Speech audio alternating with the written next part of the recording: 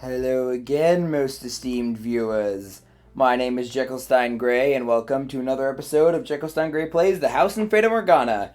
I am recording this a couple days after, literally 2 days after I did the last video. I have had an eventful past couple days, and this should be a nice break from that. It's sometimes hard when I like the stylized. What does lock mean? Does that mean you can't delete it or anything? I don't know. So we're gonna load this chapter and see what we got. Were you down at the church again today, Mel? Yeah, there was something I didn't know how to translate, so I went to look it up. Wow, so diligent. I can't say I really like the priest there personally. Do any of you esteemed viewers know why confessional booths exist? I don't think they're implying what they might be implying there, but I'm not sure. I don't know. It is very much possible. What? Really? Why? Well, I don't think that's what it's supposed to be. I think it's just, she doesn't like him very much, but yeah. So even you don't always like the priest, huh? Let's skip Mass on Sunday then. We can go play. No skipping. Oh god, I used to be so much like Mel. I was the only one who was I wasn't sanctimonious. We don't go to church, but I was anxious. Anyway, that's a long time ago, not really super relevant. As grew the brother, so did the sister. That day, Nellie would be turning 14, and Mel, 3 years her senior, was 17. Oh, so this is like Romeo and Juliet marriage. Joy! We saw it with your own eyes, so you know just how much she has changed. She was always a cute little girl, and grew into an even more beautiful young woman. She's 14!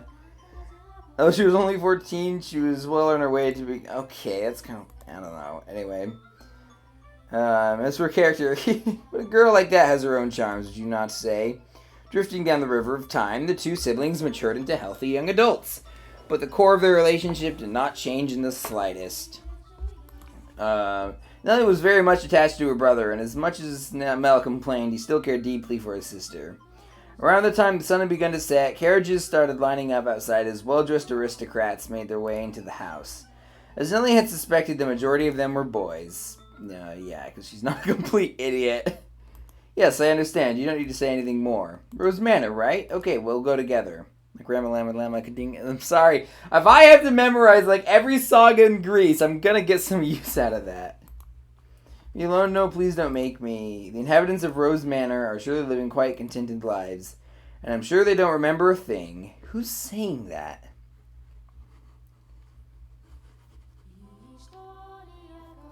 Okay, so I guess we gotta... I should have just ended the last episode here. But we'll, I guess, keep going now. The room with the fireplace was always kept in pristine condition, so they could entertain guests at any time. Walls colorfully decorated with tapestries and stained glass windows gave testament to their great fortune. The servant's first assignment every morning was to clean this room. Pitchers, silver plates, and silverware were polished to a shine, so they could be proudly put to use at a moment's notice. As for the events like their daughter's birthday, the room served an even more important role. The table's tops were removable. This is a lot of detail for a dining setup. The table's tops were removable, so they'd order new tabletops with designs made especially for this occasion. Jesus Christ, people. And once the banquet had drawn to a close, tables speckled with half-empty wine glasses and leftover candied fruits were moved off to the side to make room for, of course, the festivities. Good evening, Lady Nellie. You're looking particularly lovely today. Nellie, I had these jewels cut just for you. Here, let me have... Okay, so these are all... This is like Penelope's suitors. Nellie, what's that supposed to be? Is that supposed to be out of breath or just I don't know. What's the matter, Nellie? You look exhausted. These are pretty good. Want one?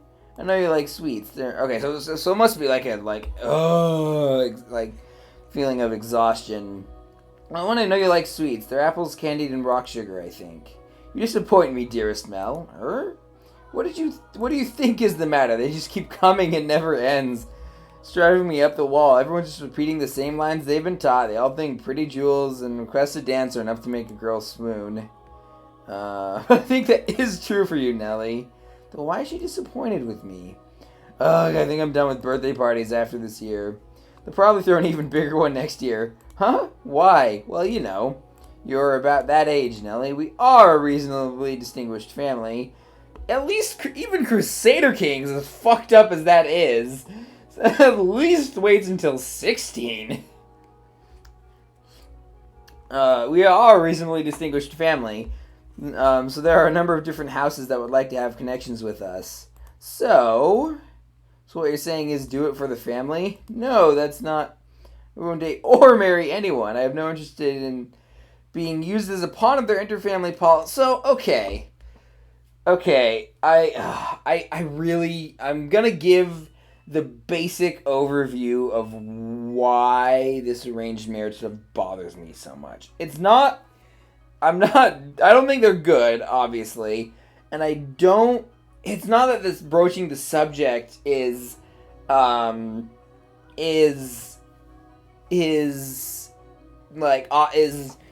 It's just they never seem to give it the weight they deserve.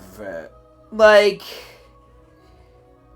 she is like this is framed as like not framed so much, but it always feels to me like it's just like teenage rebellion or like, and where it's like, no, this is like serious, and like she has legitimate concern, like reasons to be worried. You know, I think I'll talk more about this when I do my unrest video, which might already be out by the time this episode goes live, but probably not, because I'm gonna be like working on Imposter Factory, I think.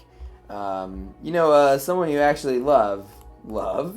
I never thought I mixed up the speakers. I thought Mel was talking. Well, I thought Nelly was telling Mel that. I thought Nelly was telling Mel that she that father would let him choose because he was a guy. I didn't realize the you didn't even understand what makes Shakespeare's plays so beautiful, and you're talking about love. You fell asleep during Romeo and Juliet. But, okay, Nelly, Romeo and Juliet's not a good tragic love story, and this is from someone who loves Moulin Rouge. I know a good tragic love story. Romeo and Juliet works a lot better as if you see the tragic figures not as actually Romeo and Juliet, but as the families. You know, I remember being really surprised when I read the I remember being really surprised when the this is gonna be a weird tangent, so stick with me or skip ahead, a couple minutes, Steam viewers.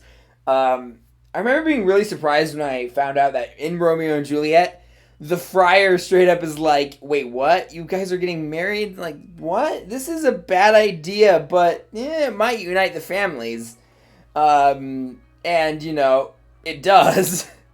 Just not in the way anyone really wanted. It's this... If you see it as, less about, tragic star-crossed lovers and, two families whose stupid blood feud cost them their children, before they realize to knock it off, that I think is more, it works better. It kind of like how in Julius Caesar's not the main character, it's Brutus. Brutus is the real tragic figure of that play. Part of me goes being ignorant when it comes to romance and the arts. Trust me when I say that those two things are not interchangeable. I would say I'm obviously ignorant about aspects of the arts. I don't know everything about art or whatever, obviously. But I am pretty ignorant when it comes to romance. But you're not, Nelly. Shakespeare's make-believe story made you cry like a baby. Anyone would cry at that. You'd have to be crazy to sleep through it. It's not what I'm saying. Someone as emotionally vibrant as you, Nelly, would have no problem finding love. Ah, dearest Mel, we should dance. Nelly, could I have this? Okay, so this is... I'm curious... Okay, I think I remember what ends up happening here. I am curious to see... I'm curious as to if you esteemed viewers see something coming to light. We'll get to that later. I really like this song. Quit bullying on me, Nelly. What's the point of us dancing? We're siblings. Mother and father are staring daggers at us. I mean, it worked for the Habsburgs. Oh God. Oh God. This is gonna be a lot. There was something else I was gonna say about Shakespeare, and then I forgot, which is probably for the best, honestly. Your birthday, exactly, so I can do what I want. Now attend to your princess as a proper prince should. Oh jeez, how did I get myself into this? Lily's skirt fluttered along with her as she stepped in time to the music. Step in time, step in time, step in time.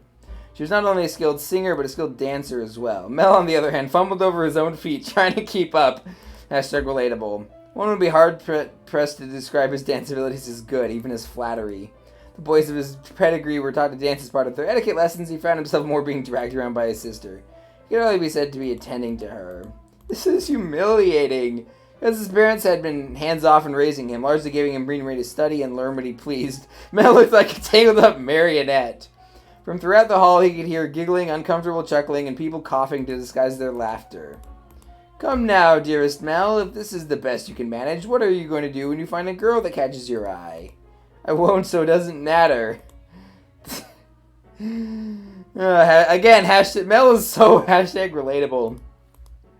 1, 2, 3, 1, 2, 3. And now I'm having flashbacks to Data's Day from Star Trek TNG.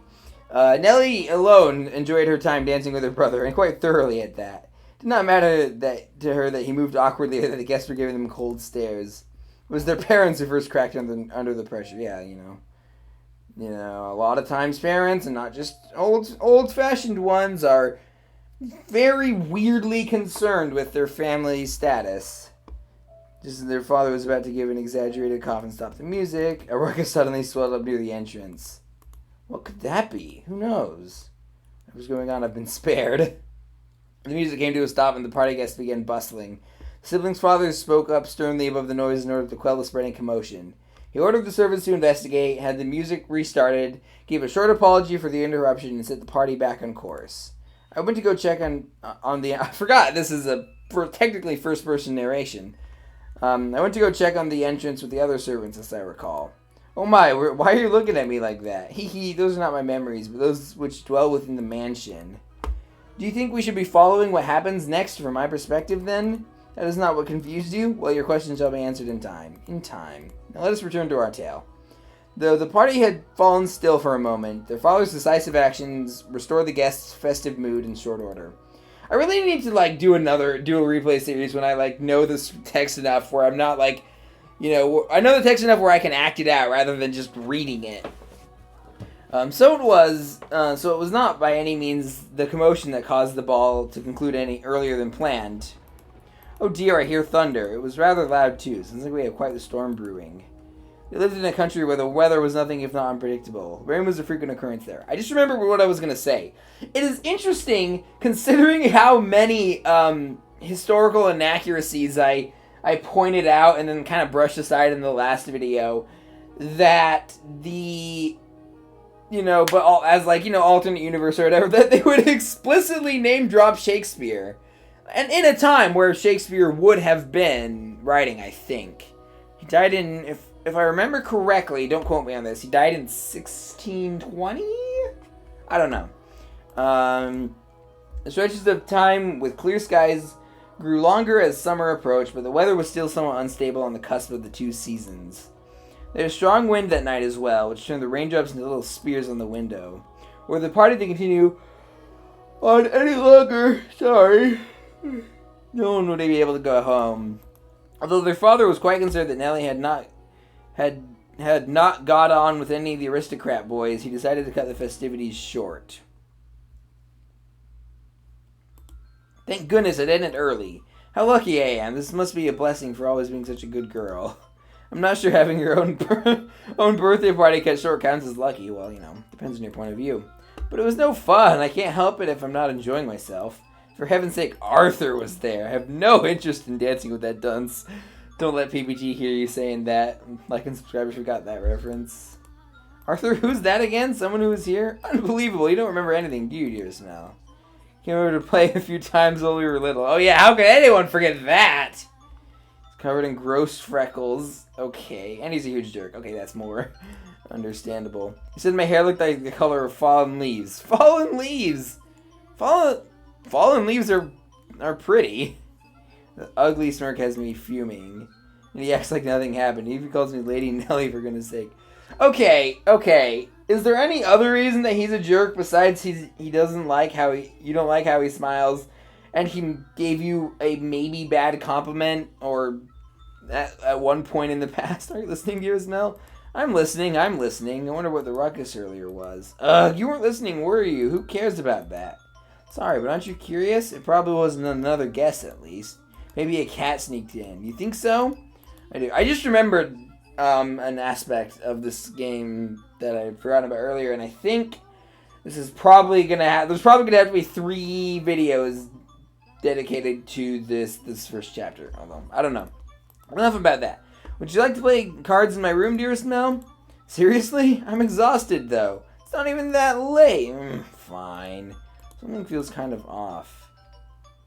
A cat? I want to go check. Come on, hurry up. Hold on. Don't need to drag me, Nelly. My birthday isn't over yet, so you're not done attending to me.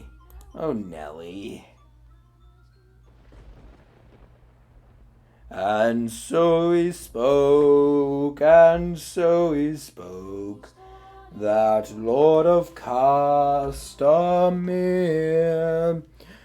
But now the rains weep o'er his halls, with no one there to hear. Yes, now the rains weep o'er his halls, and not a soul to hear. Thanks for indulging me, esteemed viewers. I can't sleep. I hardly ever have this much trouble falling asleep. What could this feeling be, I wonder? It's not quite foreboding. Walking around the house at this time of night isn't going to help anything.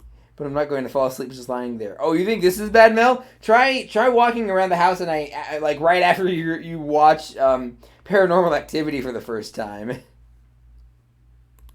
The only sounds that can be heard in the dark corridors were the sharp pitter-patter of the rain, his footsteps, and his breathing. Though he was intimately familiar with the layout of the house, that night the hallways felt like an endless labyrinth veiled in shadows, so, much more interesting. No moonlight shone through the windows, so less interesting. So he naturally found himself moving cautiously despite being in his own residence. Keeping one palm of his hand pressed up against the chilly wall, he put one foot in front of the other. But where was he supposed to head? Mel, of course, had no way of answering that question himself. If he had anything, it was guidance from above, the path to his destination lit by flashes of lightning. Perhaps there was something else leading him along. Though he progressed with a fair bit of hesitation in his step, Mel was slowly but surely drawing nearer to one room in particular. He made his way through the seemingly endless halls, past the living room, its fireplace long since cooled, and into another corridor, and then stopped outside an Abigail's bedchamber? What? Why is it... I've never seen Abigail as a non-proper noun. What the hell? The dim glow of a lamp spilled through the cracks in the door. A gust of wind is not necessary to make a flame flicker. A person's movements or vibrations in the air from someone speaking. The slightest emotions can cause the light of a fire to quiver. Shifting subtly as though nudged by an invisible fingertip. I can see light from the inside. Is she still awake? A voice. Seemed to be hesitating. It would not be difficult for him to approach the door and peer inside. But he had reservations about peeping in on another's chambers, even if it was his own house. Moreover, this room was assigned to a woman. I would say that, well, under the social mores, it would be more scandalous and, just more uncomfortable and bad for everyone involved. You still should, even if it was a man's chambers, you also shouldn't peep through keyholes, even if it's your house. There's a woman behind that door. What would you do, Master, in this situation? Knock? Would you succumb to your curiosity and gaze inside? Or would you respect the owner's privacy? I would do both and knock on the fucking door! Hee hee hee. I shouldn't be doing this, but the voice, it feels like it's calling to me or someone else. Yes, me, could sense someone. Yes, me, could sense someone watching me at that moment. He had succumbed to his curiosity. Stood on the other side of the door from me, his flaxen eyes open wide, trying to remain as invisible as possible. The wavering in his heart seemed to create faint ripples in the air, which I pretended not to notice. Yes, I knew he was there. I could sense his presence and his wavering emotions. However, I could not begin to speculate as to his true feelings or how great a surprise this was to him. I too am discovering new facets of this tale by viewing it through the eyes of the mansion. But it is not I who is of concern, it is you. You and... Wait, okay. Who am I? Who is my character? And just... Okay, fine. You want orders? If you're not gonna do what thou wilt, tell me what just stop being so cryptic. Actually, don't, please. I'm very much enjoying this mystery. Should be ashamed of myself, but I can't look away. Who is that? Her skin is so pale you can practically see through it. Is it that white because she was out in the cold rain? What? What kind of weird 17th century pseudoscience is that? Her hair is white as snow, and her eyes, they're like, how do I describe it? Well, they're closed. If the picture I'm going by is correct. My vocabulary truly lacks for situations like this. They look like it's just disturbing. Then why? Oh, blood. I'm just gonna use context clues. No, more translucent than that. Gemstones, then? Yes, gemstones. Her eyes are like rubies. I've never seen anyone like her before. What could they be talking about? Mel's eyes were fixed on the peculiar young woman. She had glass-like skin, eyes that glimmered in the flickering candlelight, and snow-white hair that flowed like luxurious silk.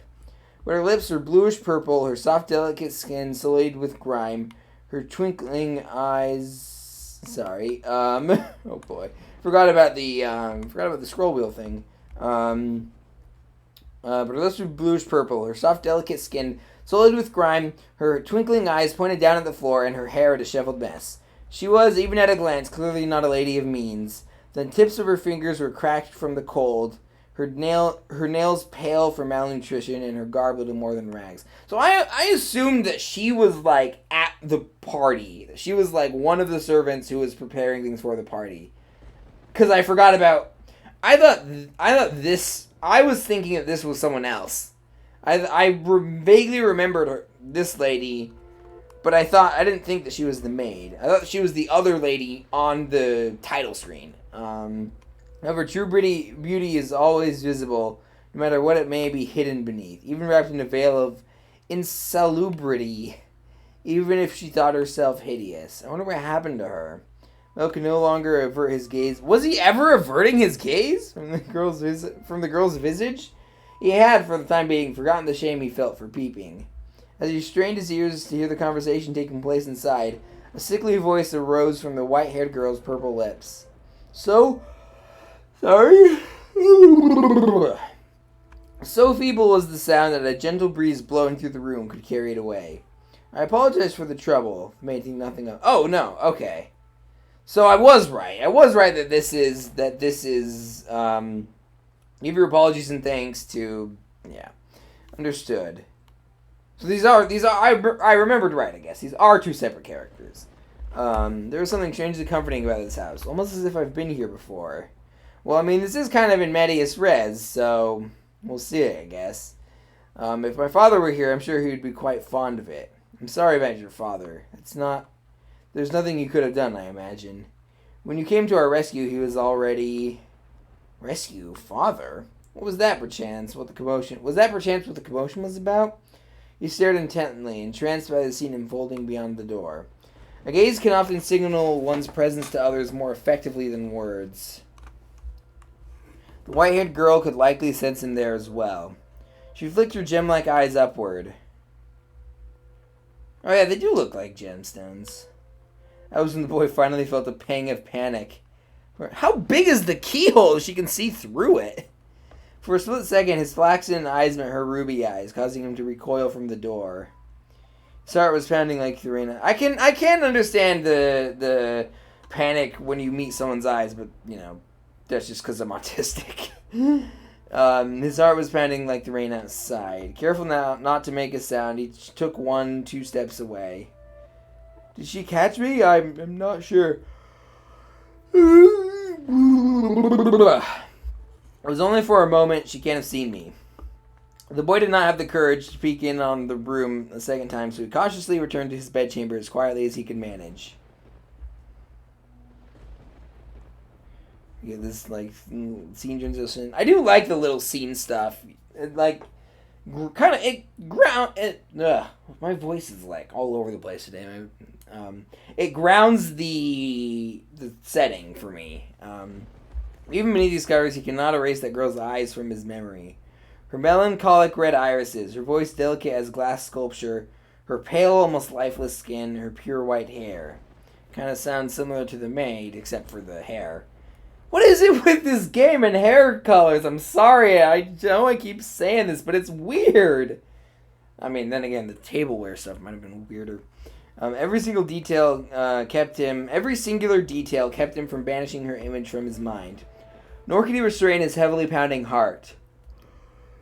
Another yawn. Who could she be? I don't know. She's just some random person. Something the matter? No, I just thought I felt someone watching us. It's only your imagination, I'm sure. Not your imagination, that perhaps some unseen force was watching you. Unseen force. An invisible force? I am a woman of science. At least that's what my horoscope said. Like and subscribe if you got that reference.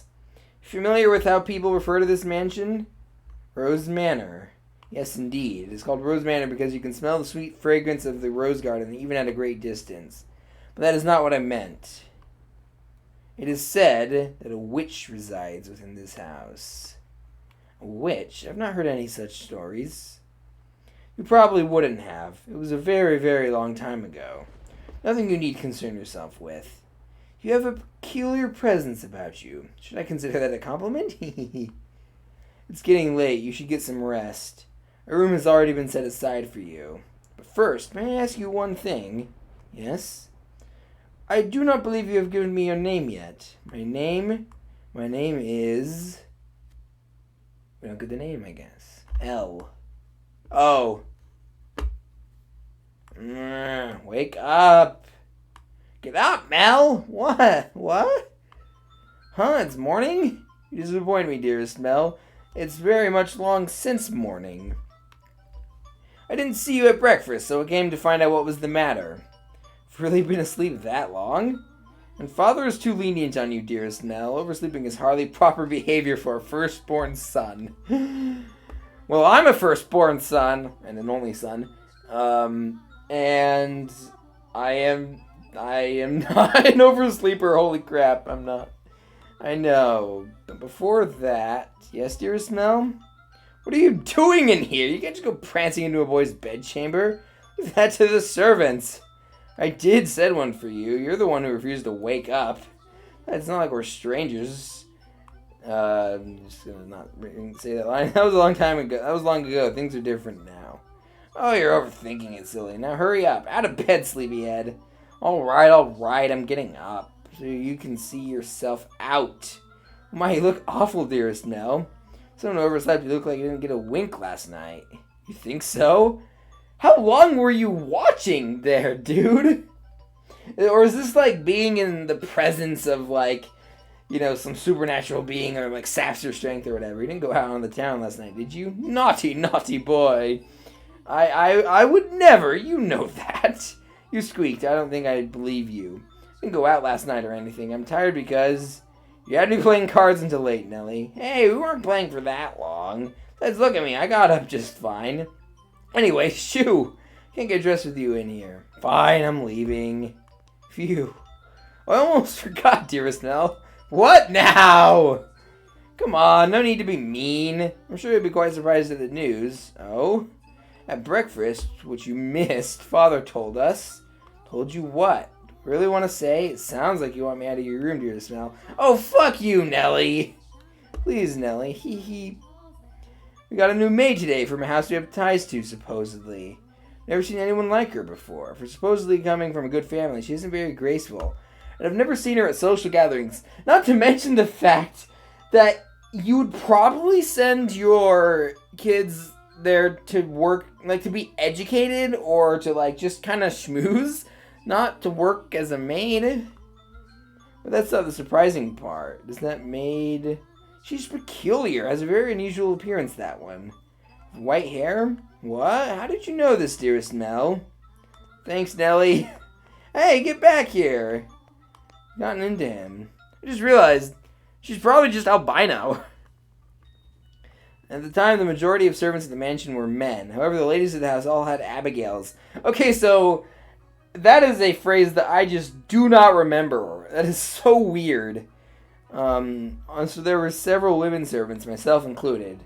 The maids, by and large, were selected from the daughters of other esteemed families. Is that something that actually happened? That seems like not a thing you would do in the historical times. I don't know. This game is very weird when it comes to its assessment of history. It was, you could say, a sort of training before they entered society. The girls who serve at houses even more powerful. Okay, I guess. The white-haired girl Mel saw the night before was one such maid. When he heard this, Mel could not sit still any longer. I didn't really think this through, did I? I don't even know where she is. I'm guessing she's probably Mother's maid. White hair. Has to be the girl from last night. But deep down he was having difficulty believing the young woman he had seen the previous night was truly here to be a servant. Can you blame him? When he saw her, she was an absolute mess. Hardly what you would envision from a girl of class. Well, maybe she's a woman of wealth and taste. Like and subscribe if you got that reference. But he did not seek her out. I'm just gonna throw out every obscure reference I know, and then I'll be the most powerful channel on the planet. Anyway, he did not seek her out to find out whether that was true. He merely wanted to see her once more, to ascertain whether what he had witnessed the previous night was real or his imagination. He wanted to have an actual conversation with her. Don't want to run into Mother, that would be awkward. He was heading towards his mother's bedchamber, but the closer he drew, the heavier each step grew. He ran to the corner, debating whether or not to head back, and stopped in his tracks. On occasion, wishes do come true. When Mel turned the corner, he saw her, the same girl, the same white hair. Ah. She appeared to be cleaning the hallway. She traced along the wooden carvings lining the walls, making certain not to miss even a speck of dust. The girl wore a pristine dress, the uniform of the mansion's abigails. I'm still just like, what the hell is an abigail? There was no longer any filth to obscure her beauty. All that had covered her pure white hair and glass-like skin was no longer. The one thing that had not changed was her listless ruby eyes. Pardon me. Hearing his footsteps, the young woman raised her head. She caught Mel's gaze and for a brief moment merely blinked at him in silence. Lord Mel, yes? Your father informed me of you. Did he? I guess I don't need to introduce myself then. I believe she made an attempt to smile, though it was difficult to tell, and she quickly dropped her gaze back to the floor. Flax and Ruby met only for the briefest moment. She seemed to be looking at both someone and no one at all. Everyone here truly has the most beautiful color of hair. What is it with this game and hair color? Jesus Christ! Do you have any business with the mistress, Lord Mel? I can let her know if you would like. No, I was looking for you. For me? Mel felt as though all the blood in his body had begun to flow backwards. Could not effectively describe the sensation, but in a word it resembled panic. So he was panicking, just say that. On his way to find her, Mel had come up with a number of subjects he wanted to talk about, and he generally had little trouble speaking with others. He had less experience with interacting with women, this was true, but the time he spent around Nellie had kept him from stumbling too much. Until then. Yes, for you. Why would you be looking for me, Lord Mel? I was wondering how you were doing. Smooth, dude. Pardon? I'm quite fine. Good, that's great to hear. You fool, Mel, what are you even saying? You have more important things to ask, like where she came from, or to tell her she has pretty hair and eyes. But I don't want to trouble her too much. Jesus Christ, Mel. Oh no, this is not good. This is not good. Lord Mel, look, you should not be pursuing a romantic relationship with anyone who instinctively says Lord before your first name. Just general advice. Yes. Sorry, you just suddenly fell silent. Was I, in your way? In my way? No, not at all. What are you up to? I'm cleaning. Well, yeah, I didn't even need to ask. Oh, you're cleaning.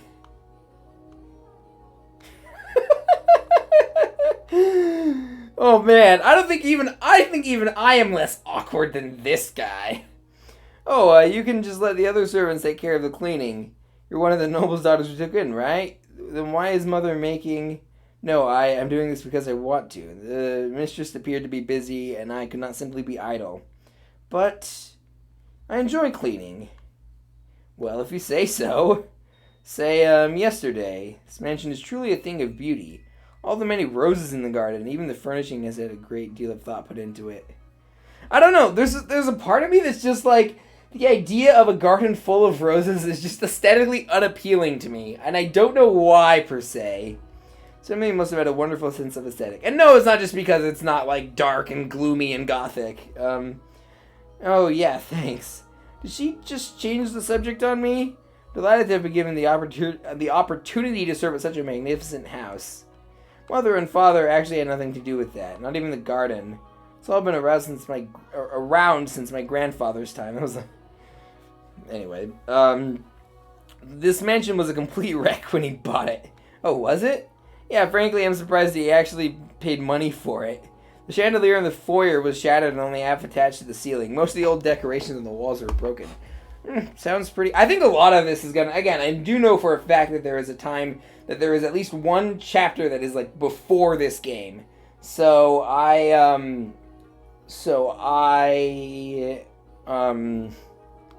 can hardly imagine that this is marvelous. So I'm sure, if I ever do a replay series on this game after finishing it for the first time, I'm gonna be like, oh, that's what it's referring to. But, well, we'll see, I guess. This is a marvelous, impressive house. I'm sure he'd be flattered to hear it. My grandfather was a bit of an eccentric. He liked to do things other people didn't expect, just to watch the looks of surprise on their faces. He was the kind of man who would buy a mansion that was beyond repair just to give it a completely new life. Sounds interesting, at least. Also, it sounds like he thinks freedom is something he can give or take on a whim. Anyone who had seen the property before it was renovated was astonished. They regretted not taking the opportunity themselves, seeing the transformation it underwent. It probably cost more than just buying a new mansion. Huh? I was just thinking that you're kind of like this house. What do you mean by that? I mean, when you first arrived... Oh, no, never mind. Forget it. She'll figure out you were peeping on her, stupid. Well, at least you have some self-awareness. Jesus Christ. Isn't yet, has she? Yes?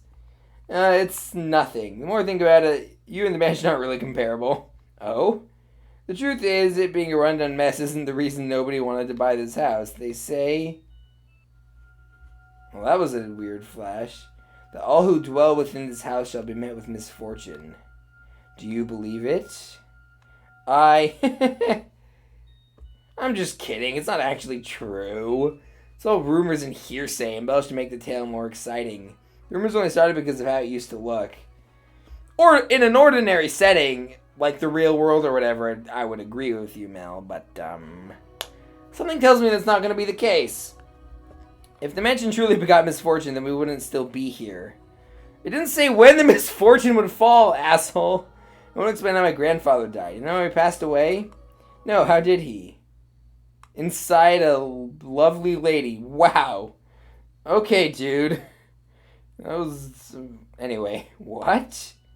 Believe it or not, that was how he died, together with a young, beautiful woman. His time ran out while he was making love to her, they say. Honestly? That sounds like misfortune to me. A rather crude way to go, I was going to say. But he was hardly misfortune. Again, I don't know. There's just something about that does not sound appealing to me.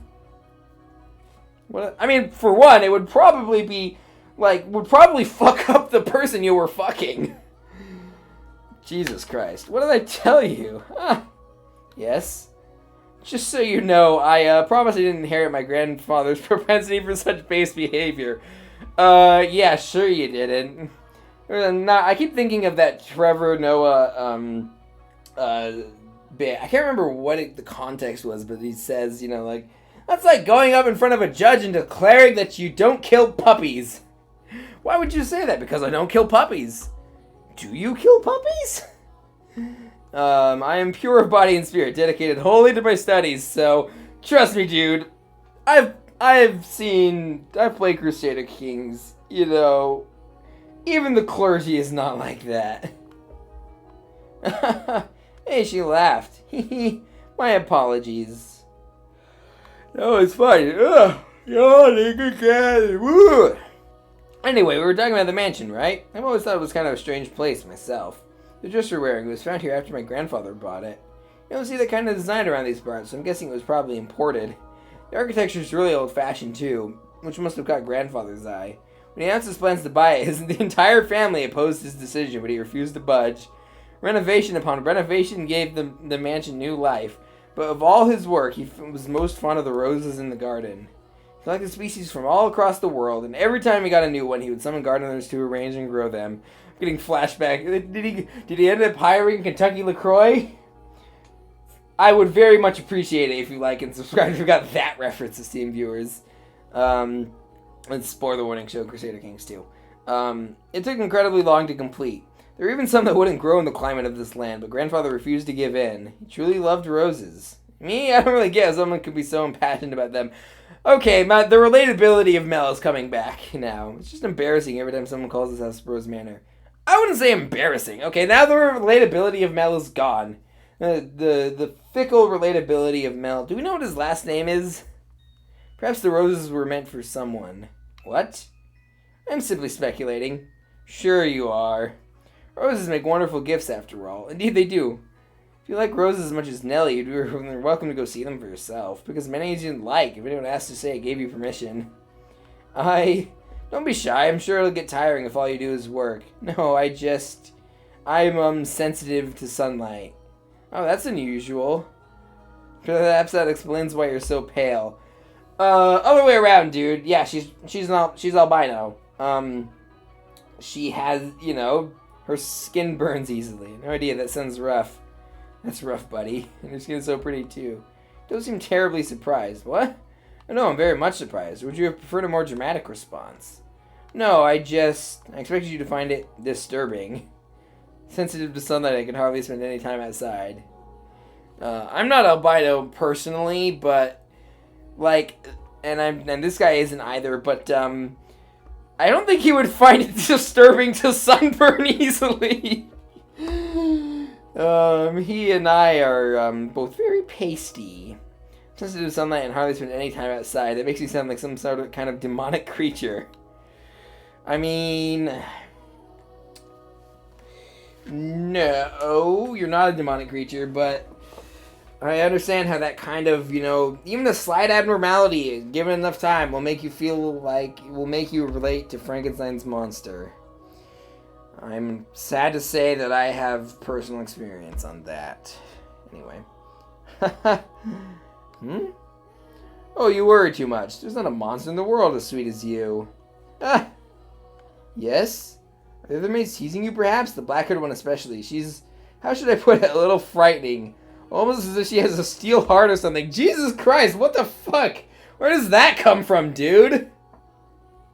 She's impenetrable. Very poor choice of words.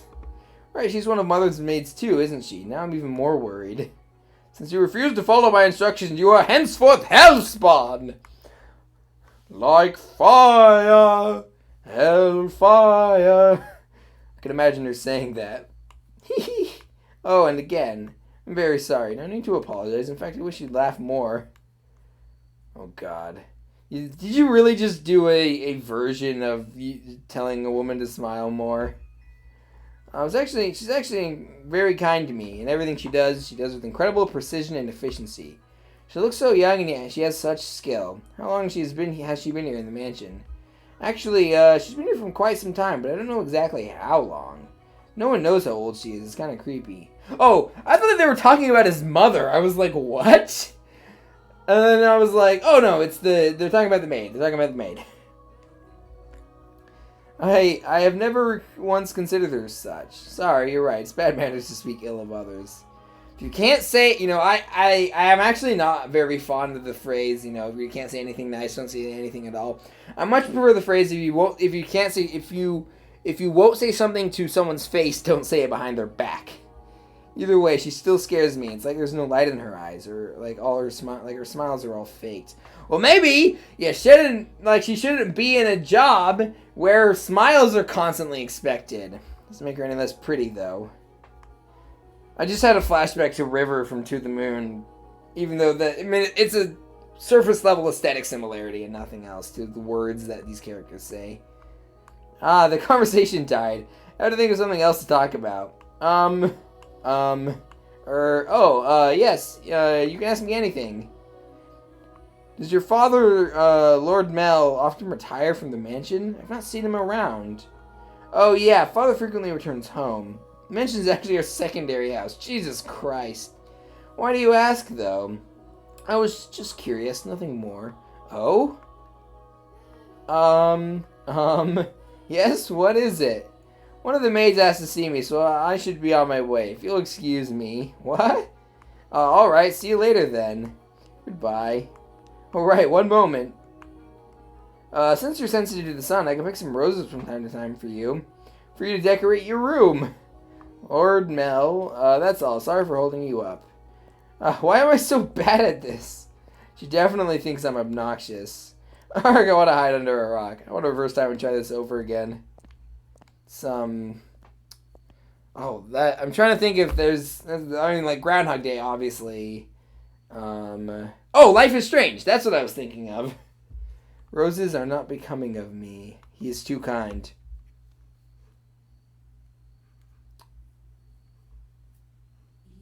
I do love that there's, like, Gothic architecture. Not, like, the Gothic, but, like, like, pointed arches and whatnot. Not literally Gothic. Alright. I think that... how long have I been going for? Wow. That's actually longer than I thought. I think I'll call that for today. I keep forgetting to, let's see. Save...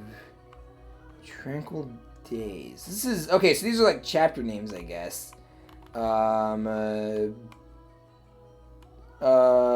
yeah. We're going to pick this up next time, Steam Viewers. I'm still planning on recording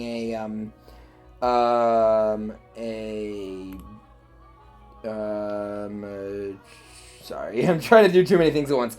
I'm still planning on recording another Finding Paradise, or Imposter Factory video.